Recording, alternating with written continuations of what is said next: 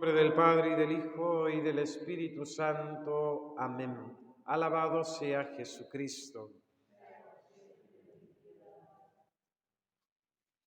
La Santa Cuaresma fue instituida por la Iglesia con dos fines principales.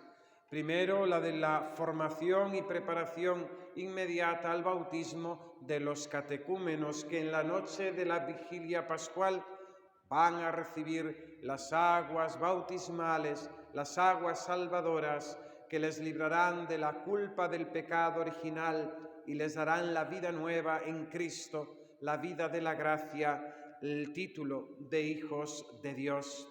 Y tenía también la misión, esta Cuaresma, ya avanzada aquellos primeros momentos de la Iglesia naciente, de acoger a los penitentes, a aquellos hombres y mujeres que, habiendo aceptado la fe cristiana por el pecado manifiesto y público, se habían alejado de ella y querían volver a su seno. La Iglesia les imponía este tiempo de Cuaresma también, y serían reconciliados en la mañana del Jueves Santo para participar así en el triduo de los misterios de la pasión y muerte de nuestro Señor Jesucristo. En este día, lunes de la tercera semana de Cuaresma, la Iglesia anunciaba el escrutinio que tendría lugar este miércoles siguiente, donde los catecúmenos serían examinados acerca de su fe católica, de su doctrina y de la confesión en la Trinidad, Padre, Hijo y Espíritu Santo. Ese escrutinio ha quedado reducido en el ritual actual en esa triple pregunta al catecúmeno acerca de la fe en Dios Padre, Dios Hijo y Dios Espíritu Santo, con los artículos consiguientes también acerca de la Iglesia, la comunión de los santos, la remisión de los pecados y la unicidad de un solo bautismo para recibir la gracia y la salvación. Escrutinio que nos recuerda la necesidad de formación. En estos días de Cuaresma, nuestras iglesias deberían estar repletas y, en cambio, mucho sitio hay entre los bancos porque nuestros fieles se dan a otras cosas. No buscan a Dios, no buscan la verdad, no buscan alimentar la inteligencia y el espíritu, sino que más bien se van detrás de entretenimientos y diversiones, en medio, lógicamente, también de las obligaciones. No hay tiempo, se dice, pero tenemos tiempo para todo aquello que nos importa, para todo aquello que queremos. Recuerdo en los estudios de teología, una vez que me excusé ante un profesor de decirle que no había podido hacer un trabajo porque no había tenido tiempo para hacerlo en el fin de semana. Y el profesor, con toda seriedad, con toda, tranquilidad, afirmó, me dijo: el tiempo no se tiene, el tiempo se hace. No tenemos tiempo para Dios porque no queremos. Podemos tener tiempo para Dios si buscamos encontrar al Señor.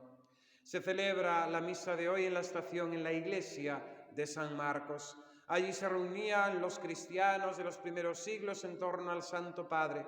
Allí escuchaban esta invitación para el escrutinio del miércoles que viene. Y la primera lectura tomada del libro de los Reyes, donde se nos presenta la curación milagrosa de este hombre, de este guerrero, de este primer ministro, por manos del profeta Elías, es símbolo de lo que se realiza en la noche de la vigilia pascual en el alma de los bautizados. La lepra, enfermedad terrible, es imagen del pecado, de ese pecado que nos va pudriendo interiormente, pero también exteriormente, pues el pecado no solamente tiene unas consecuencias psicológicas, morales, interiores, sino que finalmente el pecado también acaba destruyendo nuestro cuerpo. Y así el final del pecado es la muerte y con ella la corrupción.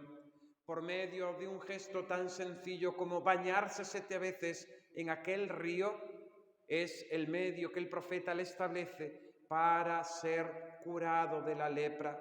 Naamán desprecia el signo, le parece ridículo. En su tierra hay ríos más importantes. Quizás esperaba cosas asombrosas, quizás esperaba manifestaciones extraordinarias, Quizás buscaba que el profeta hiciera unos rituales extraños, pero le manda bañarse 7 veces en un río. Mediante ese baño será curado. Hay muchos que desprecian los sacramentos de la Iglesia y lo que aquí entregamos y ofrecemos a los fieles. Un poco de pan, un poco de vino, un poco de agua derramada sobre una cabeza, agua bendita en las pilas, una medallita. Desprecian las pequeñas cosas porque no saben que a través de esas cosas pequeñas Dios se manifiesta, Dios obra, Dios realiza la santificación de las almas. Y aquí requerimos la humildad de aceptar esos medios tan sencillos como son los sacramentos y los sacramentales que el Señor nos ofrece para obtener la gracia. Lo mismo les pasaba a aquellos habitantes de la ciudad de Nazaret, donde nuestro Señor Jesucristo había crecido en su niñez, su adolescencia, hasta su vida oculta. A los 30 años marcha de aquella ciudad, se retira al desierto, después es bautizado por Juan y comienza a predicar el Evangelio.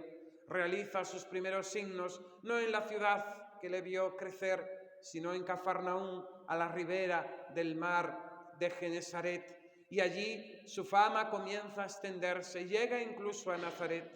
Jesús visita su ciudad, pronuncia aquella homilía preciosa en la sinagoga de Nazaret, tomando las palabras del profeta Isaías: el Espíritu Santo está sobre mí y me ha ungido para proclamar la buena nueva a los pobres, para anunciar la libertad a los presos, la salud a los enfermos. Admirados aquellos nazarenos, sorprendidos, pues sabían que aquel que había crecido entre ellos era el hijo de un humilde carpintero, José. María era su madre y sus hermanos vivían entre ellos. Y esperan que allí realice también signos asombrosos. El verdadero signo es el mismo Jesús. Él es revelación del Padre. Él es Dios hecho hombre en medio de nosotros. Y no podemos esperar cosas extraordinarias, sino que Él ya se ha manifestado de forma extraordinaria. Es una tentación también para muchos cristianos, para muchos católicos, incluso para muchos pecadores. Esperar que Dios intervenga de forma, vamos a decir, extraordinaria en sus vidas para decidirse a ser santos. Y Dios ya ha obrado, Dios ya ha intervenido, tenemos su palabra, hemos de querer escuchar lo que Él nos dice en la sencillez de los sacramentos, de la liturgia, de lo que la Iglesia nos enseña. Necesitamos reeducar nuestro corazón, necesitamos reeducar nuestra inteligencia para aprender esta sencillez de Dios que ya en el Antiguo Testamento se había manifestado al profeta Elías en aquella suave brisa que no llamaba la atención, no era la tormenta, no era el viento huracanado, sino esa brisa humilde, esa brisa sencilla, ese aire casi imperceptible. Jesús nos dice en el Evangelio: lo intentaron matar. Aquello que Jesús les dijo no les agradó. La comparación con Naamán el sirio y con aquella otra mujer les hace como una afrenta a sus mismos vecinos de Nazaret. Lo llevan hacia una cumbre para despeñarlo desde allí. La conclusión del Evangelio es tremenda. Jesús se abrió paso y se alejó de ellos. Si no queremos escuchar a Jesús en la sencillez de su palabra, en la sencillez de sus ministros y de sus sacramentos, a través de la predicación de la Iglesia, dice San Pablo, la vana predicación, el Señor se sirvió de la vana predicación de la palabra de un hombre para llevar a las personas, a las naciones, a la fe. Si no queremos escuchar esto, si no queremos aceptarlo y acogerlo, Jesús se abre paso y se marcha. Va allí a donde haya corazones abiertos que quieran recibirlo. La fiesta, la conmemoración de San Gabriel, arcángel, en este día nos anuncia la gran solemnidad que mañana celebraremos y que ya ha dado comienzo con las primeras vísperas, la encarnación del Hijo de Dios, la anunciación de Nuestra Señora.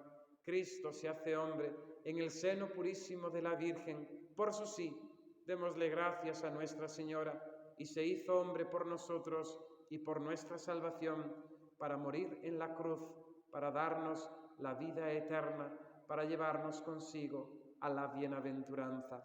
Que así sea. En el nombre del Padre, y del Hijo, y del Espíritu Santo. Amén.